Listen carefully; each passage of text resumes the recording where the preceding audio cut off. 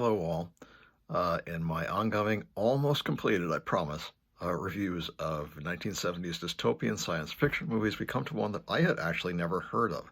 And that's rather a rare thing considering that, like I said in my previous videos, my friend Alan and I were very enthusiastic about these movies, and we'd like go to see them the premiere, weekend that they came out, usually if we could. Um, and this is one I've never heard of, and it's right in the middle of the period because it's from 1975. I would have been 16 at the time, and um, it wasn't rated R, so I could have gone to see it.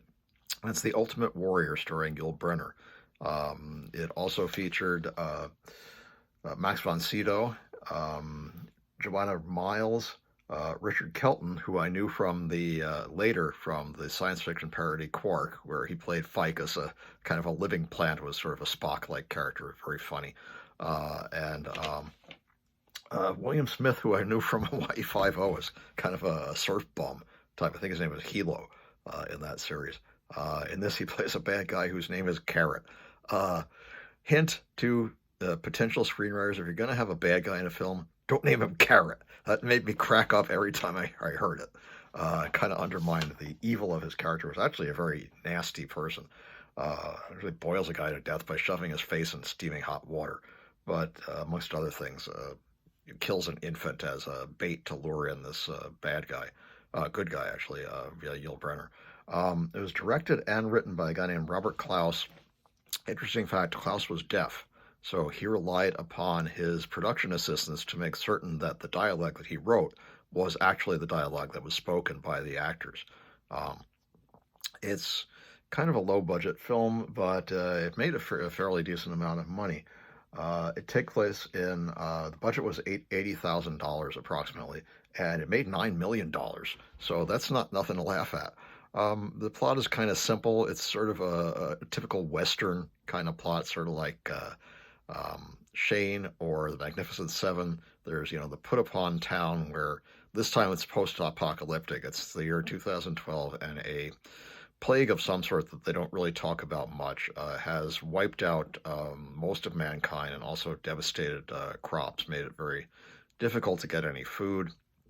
It's New York City. People are starving, and they've arranged.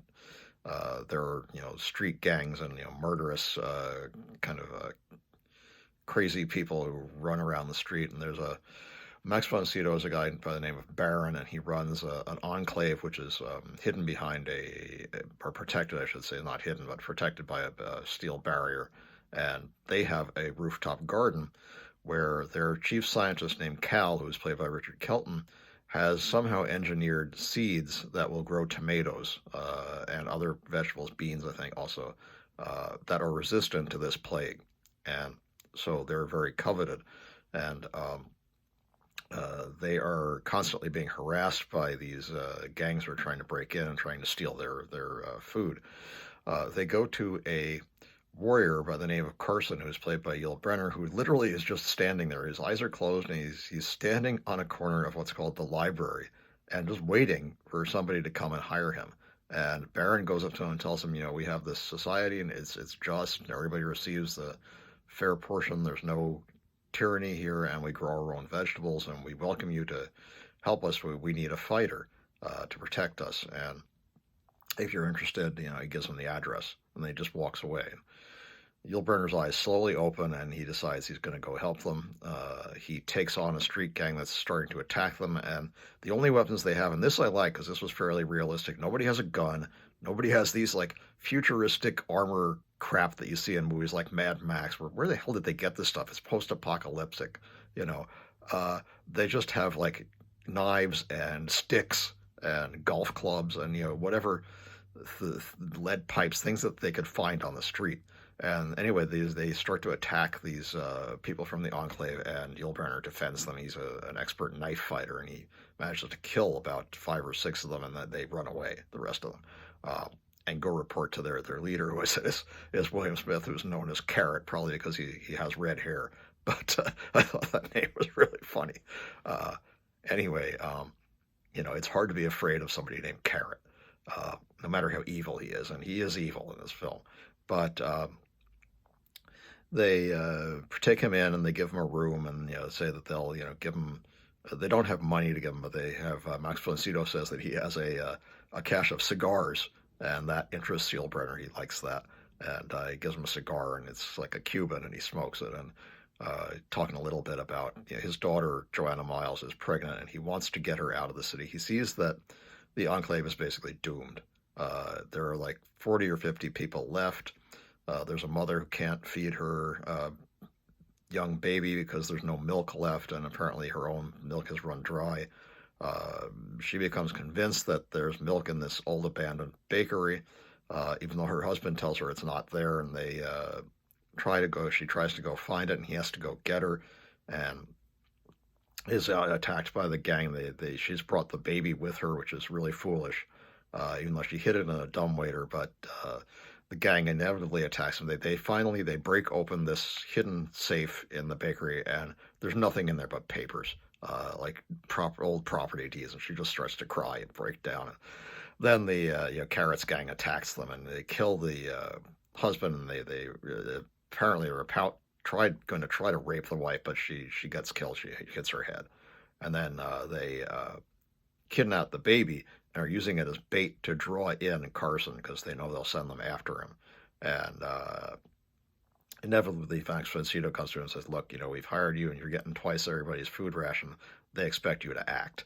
And he doesn't really want to go, but he goes into the bakery and finds that, in fact, they've actually killed the baby. It was just a lure to kind of trap him. He manages to escape barely with his life, and he climbs up onto the top of the roof of this building, and there's a drop shaft, and there's a guy with a crossbow, which is one of the most sophisticated weapons they have. He's going to shoot him, and he throws down this water tank out and crushes him. And then he climbs down this side of the building and manages to get back into the Enclave. At that point, he reports that everybody was dead. Everybody's very disappointed in the Enclave, and they're upset. And at that point, Baron tells him, "Look, this Enclave is basically doomed, and we need to start thinking about the future, and I'd like you to take my daughter out of here, and there's a way to get out." And he's starting to tell him, a little bit about this plan of escape.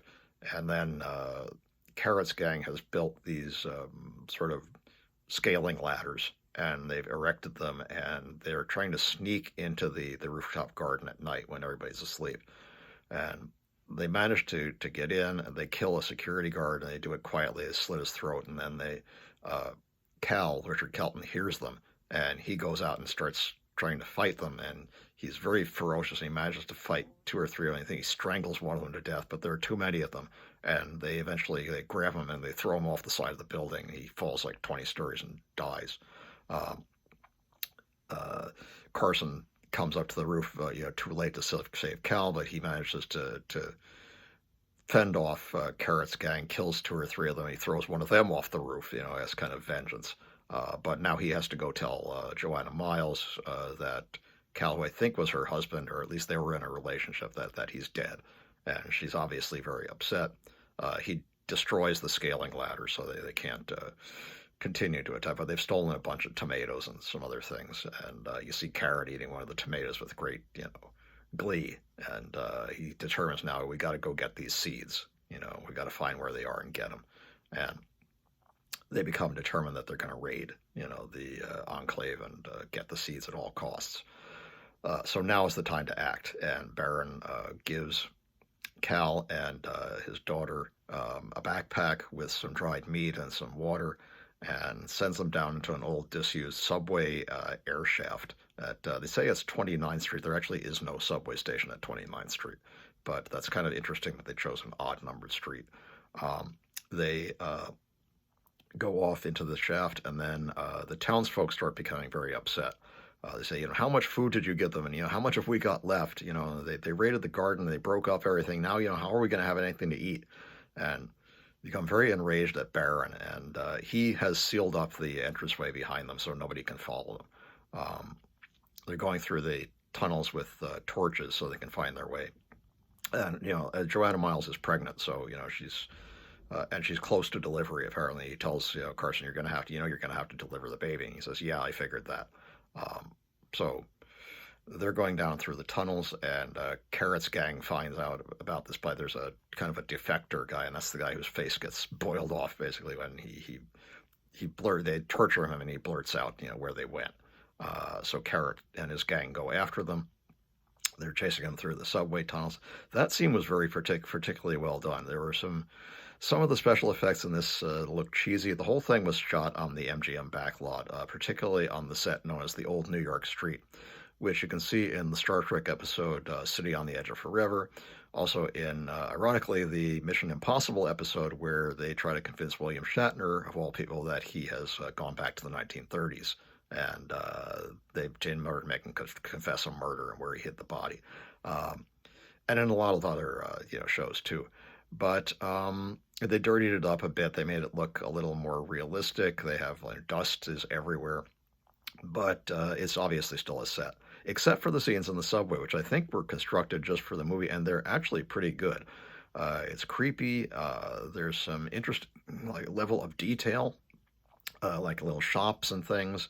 And as they're going along, the gang members are following them. They manage to ambush a few of them. Carson actually kind of crucifies one of them. He strangles him. He shoves him up against a wall, and there's a spike, and it goes right through him. And he just leaves them there, so Carrot can find him, basically. Kind of an F.U. to Carrot. And they're chasing them, and one of them finds them. They get rid of him.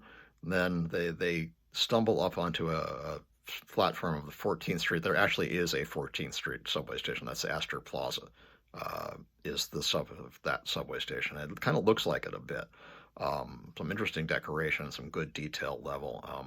Now they can't stay there because again they're attacked, and Carson has to kill a guy particularly brutally. He smashes him into a big glass cabinet, and he takes a piece of glass, and you don't see it, but the implication is that he beheaded him with a piece of glass. And then Joanna Miles starts to go into labor. And he realizes, oh, God, then now our time is really short, and what the hell are we going to do? Because Carrot's gang is still chasing him, including Carrot himself. And he finds an old, disused subway car. Carson manages to pry the doors open, and they go inside, and that's where he's going to deliver the baby, because ostensibly they'll be safe from the gang, which of course they're not. One of them finds them. They start chasing. There's a big fight. He does deliver the baby, and then they hear the baby cry, and that's what gives it away. And the Carrot says, "They're in." The gang member says, "They're in here. They're in here." They go after them. Carson kills a couple of them, but eventually he has to face Carrot himself, who has a kind of a ballista. It's a big metal ball on the end of a metal wire. Attached to a handle, and he's whirling it around. He knocks the knife out of Carson's hand, so now his knife is gone. He's dodging and weaving. He's obviously fairly well trained and manages to kind of get him off balance and suspend him over this pit. The problem is that the ballista is wrapped around his left arm, and he can't get it off. And he's got Carrot dangling over this pit full of rats, and he wants to drop him in, but he can't find a way to release the ballista, which is dug into his arm. And he takes an axe and he starts chopping at it, trying to chop the wire, but it won't go through. And finally he does something very horrifying to think about, but fortunately it was not shown graphically. He chops his own arm off so that the ballista falls, and Carrot falls down and is killed. And then you see he cauterizes the wound with a torch. And then you see him wrapped up in this, and he and Joanna Miles exit the subway system. They say that there's quote-unquote an island that they can go to where there aren't very many people and they won't be disturbed, and they can plant the seeds. They don't really show you any island. They're walking around the ruins of Manhattan. There's nobody. There's no people left. And they're somewhere near the Jersey Shore, the Statue of Liberty, that kind of thing. And they're just walking off sort of or down the beach, and then the titles roll. There's no real conclusive ending, which I thought was kind of disappointing. It's not a great movie. It's, like I said, it's basically just a Western set in the future. There is some interesting detail, and there's some kind of interesting characterization. Unfortunately, Yul Brynner's character was kind of flat.